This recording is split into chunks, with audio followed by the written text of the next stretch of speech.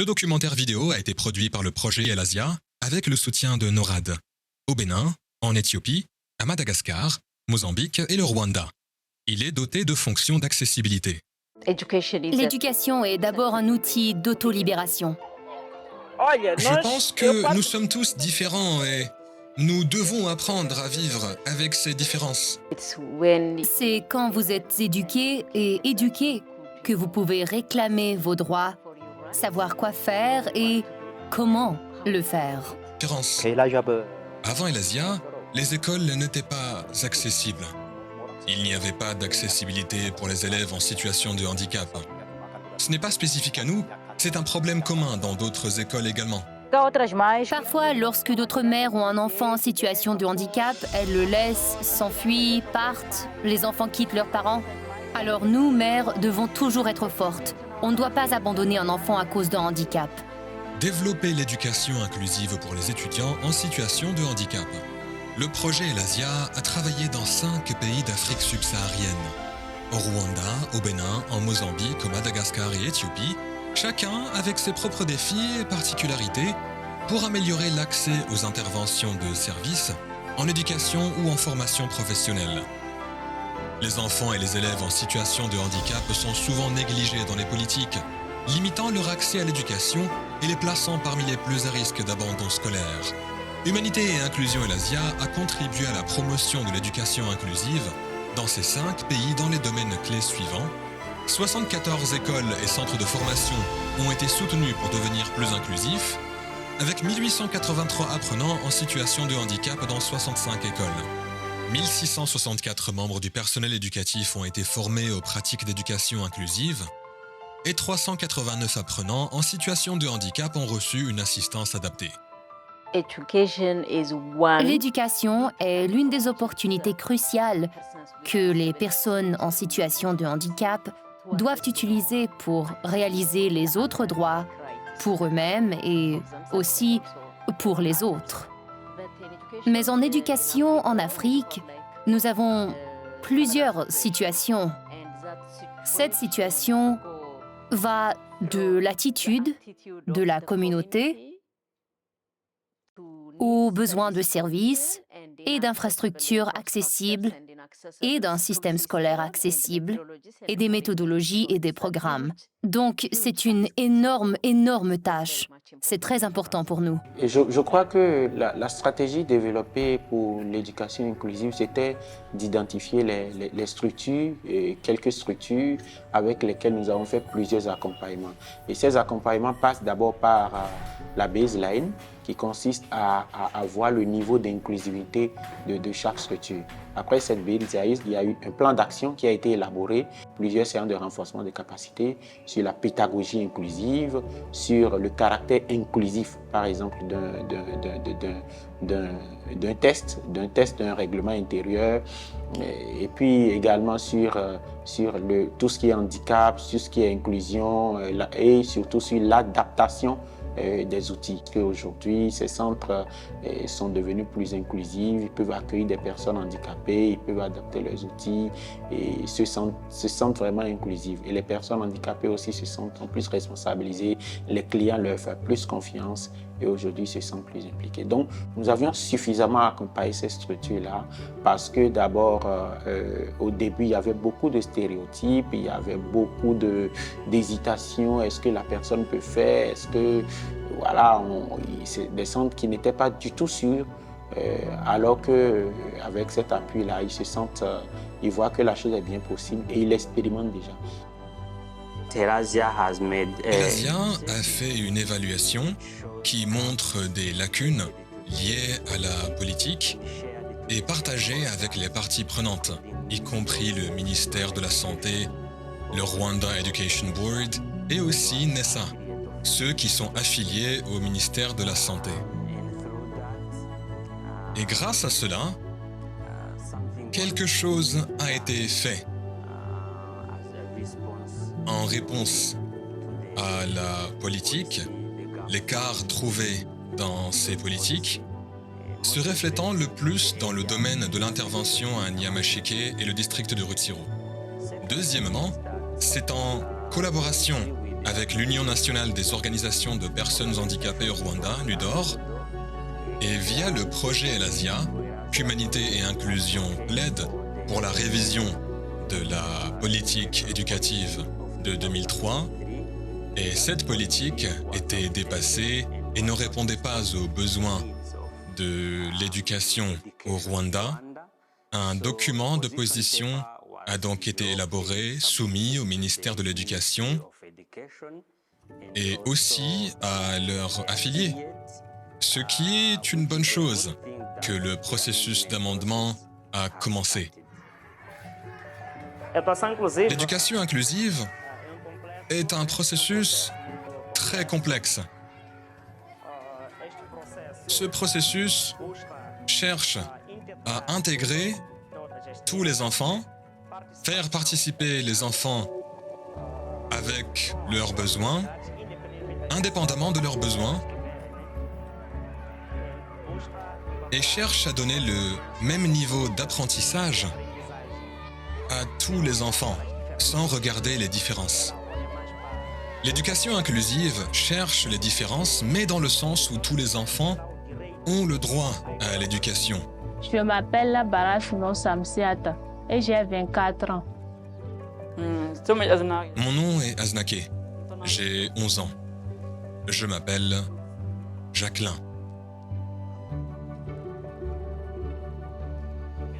J'ai 15 ans. Bertha, j'ai 13 ans. Je m'appelle Angelo. J'ai 11 ans. Je m'appelle Denise. Albertina, j'ai 26 ans. Je m'appelle Iben et je suis en CM1. Je m'appelle Jean de Dieu. J'ai 21 ans. Je suis formée au tissage. J'aime l'assemblage des fils. Ma matière préférée est d'apprendre à étudier, lire et écrire. Ma matière préférée est les mathématiques qui sont enseignées dans ma langue maternelle. Donc j'aime ça encore plus et j'obtiens de bons résultats. J'aime le portugais parce qu'on apprend beaucoup de choses en portugais. Sciences sociales, j'aime recopier des notes. Ma matière préférée est les mathématiques. J'ai choisi la couture comme profession. Les défis auxquels j'ai été confrontée, je n'ai pas appris tout ce que je voulais. Même si j'ai étudié. Les problèmes que j'avais auparavant, je me demandais comment j'allais m'en sortir et comment j'allais vivre. La partie la plus difficile est le lancer du fil qui nécessite beaucoup de déplacements. Très peu d'élèves parlent la langue des signes.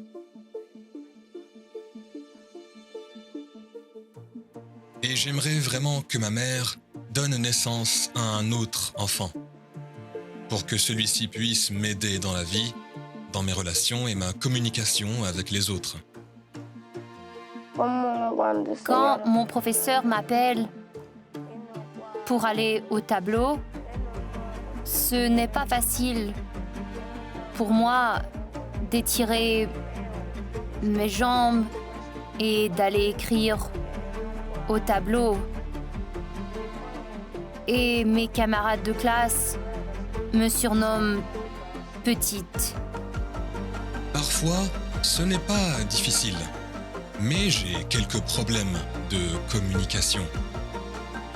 Parce que parfois, nous n'avons pas d'interprète en langue des signes et nos professeurs ne connaissent pas la langue des signes.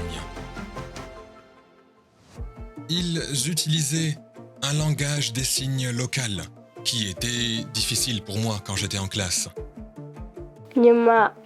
Après avoir reçu une machine à coudre de la part du projet Elasia, j'ai commencé à avoir quelques travaux. J'ai un plan de développement personnel. Je suis maintenant capable d'acheter du savon et du lait de toilette. J'ai progressé par rapport à ma situation précédente. Depuis quelques mois, la directrice du centre a adapté ma machine à mon handicap grâce à l'appui de l'handicap international. Depuis lors, je me sens à l'aise en travaillant avec ma machine. Mon rêve est de bien finir ma formation, avoir mon propre centre, avoir beaucoup d'apprentis, handicapés et non handicapés.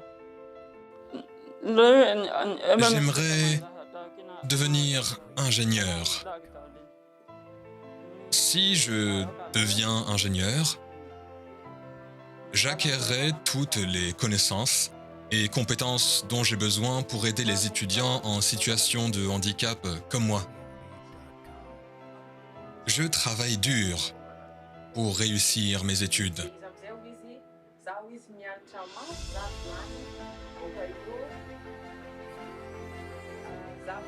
C'est aussi mon but de devenir informaticien, mais je suis ici maintenant et je suis motivé parce que j'ai des objectifs. J'aimerais être médecin parce que les médecins aident. Ils aident les patients. Mon rêve est de devenir entrepreneur. Moi, je pense que je veux devenir un homme bien, avec un esprit positif et une bonne façon de penser qui peut soutenir d'autres personnes en situation de handicap. Dans le passé, nous avions de grandes difficultés. Par exemple, nous avons des enfants en fauteuil roulant. Sans les rampes, il leur était très difficile d'accéder aux salles.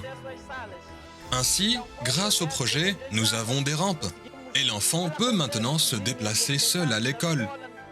Nous avons éliminé ces obstacles qui existaient en termes d'accessibilité afin que l'enfant puisse se déplacer d'un endroit à un autre sans dépendre d'autres personnes. Cela a donc été un plus. Une autre chose que je peux mentionner ici, c'est la question de l'adaptation des tableaux noirs. Parce qu'auparavant, sans ces dispositions, les tableaux étaient vraiment très petits. Mais maintenant, grâce au projet, nous les avons agrandis afin d'offrir de meilleures conditions et de créer des conditions pour un processus d'enseignement et d'apprentissage plus inclusif. L'éducation inclusive a permis d'avoir au sein du centre la solidarité entre les apprenants non handicapés et les apprenants handicapés, ce qui crée un lien d'amitié, une bonne collaboration entre ces apprenants au sein du centre et même dans la vie active. Donc là, nous avons mis barrière à toutes sortes de discriminations et au sobriquet. L'avantage de l'éducation inclusive facilite l'éducation des élèves en situation de handicap, le soutien et la prise en charge des élèves en situation de handicap. Afin de les inclure dans une classe inclusive, dans la classe passerelle intégrée, nous préparons les élèves en situation de handicap afin qu'ils puissent s'intégrer dans le système scolaire comme leurs pairs. En d'autres termes, la jouissance des droits comme tous les enfants en âge scolaire. Les avantages de l'éducation inclusive sont qu'elle offre des méthodes qui facilitent l'apprentissage des élèves en situation de handicap et pour mobiliser leur environnement. L'importance de l'éducation inclusive dans notre école est que tous les élèves, avec ou sans handicap, peuvent accéder à l'école et aux études. Les mentalités des élèves et des formateurs ont changé positivement et le formateur a la capacité de dispenser et d'ajuster les cours en fonction des besoins spécifiques des élèves. L'importance de l'inclusion ici à l'école est significative parce que ces enfants ayant des besoins éducatifs spéciaux ont les mêmes opportunités que les autres enfants dits normaux. Beaucoup d'enfants ne vont pas à l'école à cause de leurs conditions, mais ils ont le même droit que les autres enfants. Maintenant, si nous parlons d'éducation inclusive, je veux dire, si nous permettons aux enfants de découvrir leur potentiel, parce que nous avons tous du potentiel, Ainsi, l'éducation inclusive vise à améliorer cela, que chaque enfant a un potentiel. Avec ce processus d'inclusion, il leur est possible de développer ou de découvrir leur potentiel. C'est donc un processus fondamental. Je dirais que c'est indispensable pour l'éducation de tous. C'est pourquoi l'idée de la déclaration de Salamanque de l'UNESCO, tout comme des autres, insiste sur cette idée que les écoles doivent être inclusives et qu'elles doivent créer des conditions et des adaptations en fonction de la réalité des enfants. Pour les défis, tous ensemble, nous savons que les personnes handicapées intellectuelles ne sont pas aussi faciles à gérer. Donc, il faut beaucoup de patience pour les prendre en compte. Il faut beaucoup de patience, utiliser les gestes, utiliser les outils de façon concrète pour leur permettre de les connaître, de bien les maîtriser. Donc, le défi à relever, c'est de prouver à la population que même en tant que personne handicapée intellectuelle, que même si la personne ne voit pas, elle va travailler, elle va exercer le métier qu'elle veut, le métier de son choix. Les difficultés que nous avons rencontrées, c'est le mépris de la communauté et sa mentalité discriminatoire envers les élèves en situation de handicap, ce qui entrave la jouissance de leurs droits. Cela nous a motivés à la mise en œuvre de l'éducation inclusive pour soutenir les élèves en situation de handicap. Les défis sont nombreux. L'un des grands défis est la suppression des obstacles. Il y a plusieurs obstacles au niveau scolaire. Cela empêche la participation des enfants. Je parle plutôt des obstacles physiques. Certains enfants utilisent un fauteuil roulant, mais ils n'ont pas l'accessibilité. D'abord, parce que l'inclusion des enfants était encore un processus, c'est-à-dire qu'il y avait encore beaucoup de difficultés pour les enseignants à inclure les enfants, mais avec l'arrivée du projet, il a été possible de remédier à ces difficultés. Si nous comprenons aujourd'hui, les attitudes que les enfants ont envers les personnes en situation de handicap sont différentes, ou les enfants ayant des besoins éducatifs spéciaux. Nous avons mené des adaptations sur les machines aux personnes handicapées. Et chaque adaptation est spécifique à la personne handicapée concernée. Grâce au projet Elasia, nous avons été soutenus pour savoir comment mieux prendre en compte les personnes handicapées, quel que soit le métier ou la matière. C'était très positif de travailler avec le projet Elasia. Le projet Elasia a joué un rôle très pertinent. D'abord, dans la formation des enseignants. Beaucoup d'enseignants n'avaient pas cette matière d'éducation inclusive. Donc, avec le projet Elasia, de nombreux collègues ont été formés et ont commencé à la mettre en œuvre dans la salle de classe. Maintenant, dans notre école, nous avons de nombreux élèves en situation de handicap et les formateurs sont capables de les instruire et de les former en fonction de leurs besoins.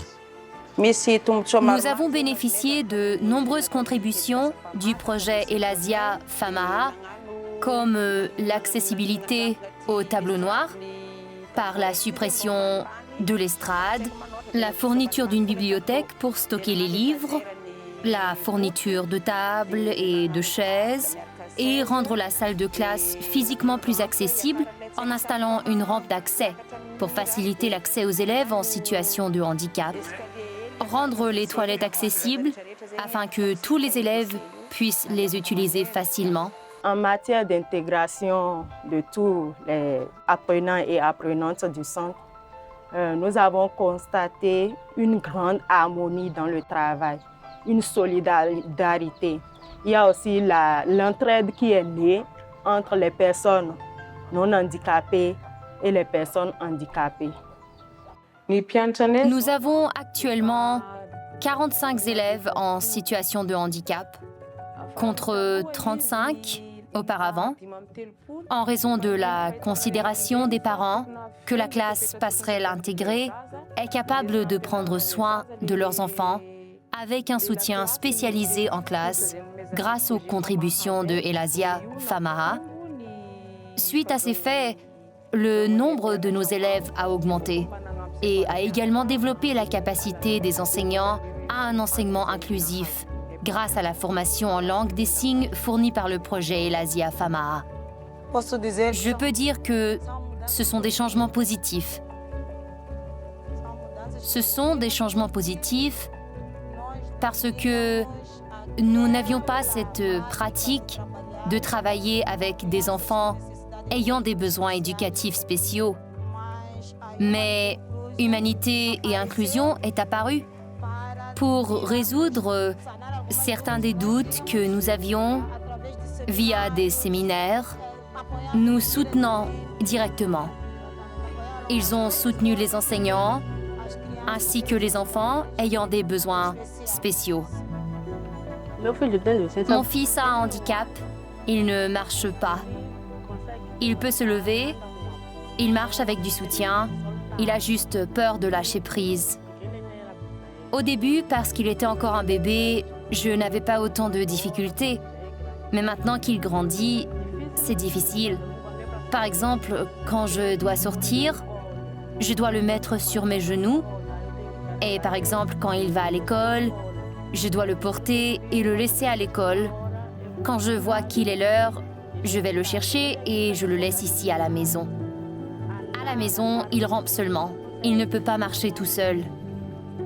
Il a besoin de soutien pour marcher. C'est un défi parce que je n'arrive pas toujours à l'emmener à l'école. Les défis auxquels je suis confrontée avec cet enfant en situation de handicap, Bertha, sont un peu compliqués. Il faut être fort. Ce n'est pas facile de vivre avec un enfant en situation de handicap parce qu'elle souffre parfois de discrimination de la part des gens quand elle sort. Nous lui disons qu'elle doit se sentir comme une personne normale. Mon garçon a une déficience intellectuelle. C'est mon véritable amour, c'est un cadeau de Dieu. Il a des problèmes pour lire, analyser et a un déficit d'attention.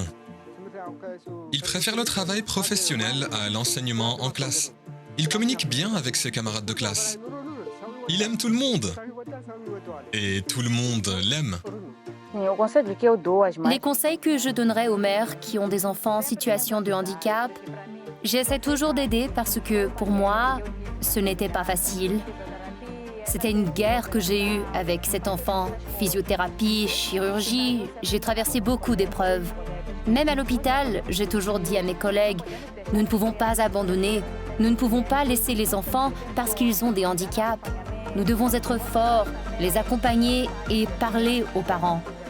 Ils ont toujours besoin de notre soutien. Mes conseils aux parents comme moi sont les suivants. Acceptez la situation telle qu'elle est et essayez d'envoyer votre enfant à l'école. Traitez-les et guidez-les vers l'école, au lieu de vous mettre en colère contre eux.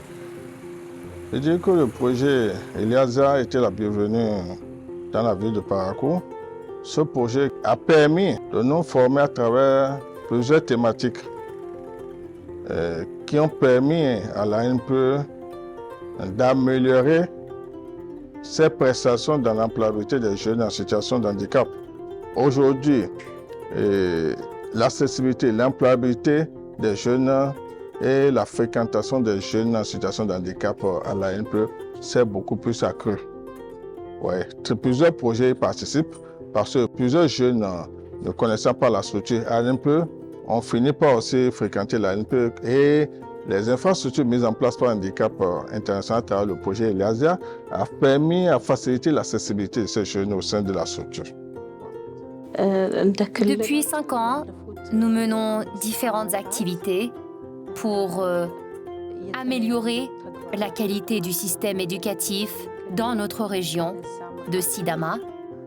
Selon le plan stratégique décennal que nous avons conçu, nous avons construit un certain nombre d'écoles dans les différents coins de la région. Non seulement la construction d'écoles, Nous avons accordé une attention particulière à ces écoles nouvellement construites, étant accessibles à tous les étudiants, notamment ceux qui ont des handicaps. Pour répondre aux besoins des enfants à besoins spéciaux, rendre le bâtiment de l'école accessible ne suffit pas. Nous travaillons également avec des organisations d'aide gouvernementales et non gouvernementales pour construire et équiper des centres de ressources et mener des activités de sensibilisation communautaire et des formations pour renforcer les capacités des enseignants. Nous travaillons également pour garantir qu'aucun enfant n'est laissé pour compte en matière d'éducation. Dans le cadre de la réalisation des objectifs stratégiques, le ministère met en œuvre la politique générale de l'État en matière de l'éducation nationale, d'alphabétisation, afin d'assurer l'éducation pour tous. Il y a aussi des partenaires qui nous soutiennent dans la mise en œuvre de nos objectifs au niveau des établissements scolaires publics. Par exemple, allègement parental par le biais de 0 arrière à l'inscription des élèves, des enfants à l'enseignement primaire, c'est-à-dire en base, afin que les parents puissent intégrer leurs enfants d'âge scolaire à l'école. Et nous avons procédé aussi à la sensibilisation médiatique pour toutes les circonscriptions scolaires ici. Le ministère de l'Éducation organise actuellement un cours de formation initiale des enseignants avec une approche inclusive sur des sujets tels que les universités d'éducation spéciale, un peu plus en profondeur, avec un système braille multidisciplinaire et la langue des signes. Nous pensons que les enseignants partiront avec une base minimale pour pouvoir répondre à la diversité dans le contexte de l'inclusion. Étant donné que le domaine sensoriel est celui où nous rencontrons les plus grands défis. Par cette formation initiale, nous voulons que chaque enseignant ait une certaine base pour répondre aux besoins de tous les élèves. Car à l'heure actuelle, la plupart des enseignants n'ont pas suffisamment de connaissances pour aider les élèves ayant des besoins éducatifs et spéciaux. Comme nous ne voulons pas réfléchir seuls à ce sujet, nous avons créé le réseau Inclusion, dont l'un des défis est que va faire l'école primaire pour répondre aux besoins de ce type d'élèves qui n'auront pas d'apprentissage académique. Nos activités ici s'inscrivent dans les programmes nationaux d'éducation pour tous qui obligent que tous les enfants, sans discrimination, puissent être acceptés à l'école et puissent étudier ensemble. Et ce que nous avons fait en tant que techniciens du secteur d'éducation, c'est de travailler, de collaborer avec nos partenaires, surtout le projet Erasia, pour entraîner les enseignants, donner la formation aux enseignants de comment éduquer tous les enfants, en particulier les enfants handicapés. Nous avons aussi eu des activités du niveau des infrastructures pour adapter les infrastructures. Nous avons arrivé les escaliers dans les écoles. On a travaillé beaucoup sur les toilettes, par exemple, pour que tous les enfants puissent y accéder. Au niveau du district de Nyamasheke, nous avons un centre scolaire appelé École primaire Ndezi, qui est un centre moderne pour l'éducation inclusive. Là-bas, c'est là-bas où on a commencé avec l'appui de l'handicap international. Et dans cette école-là, nous voulons que ce soit une école où tous les enseignants d'autres écoles puissent aller puissent être formés de la façon dont on enseigne les enfants handicapés, comment gérer une classe inclusive. La mise en œuvre de l'éducation inclusive commence par moi. J'avais des a priori négatifs envers les personnes en situation de handicap. Alors, grâce à la formation préparée par le projet Elasia, mon regard a changé positivement. Je peux maintenant donner mes cours de manière inclusive et enseigner aux différents élèves avec divers handicaps. Et maintenant, je me sens libre quand je fais la classe aux élèves dans la même salle, avec ou sans handicap.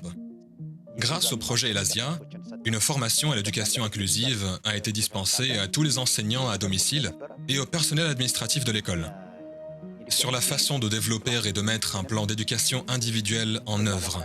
De plus, des fauteuils roulants ont été fournis aux élèves en situation de handicap. Et divers livres ont également été donnés à l'école.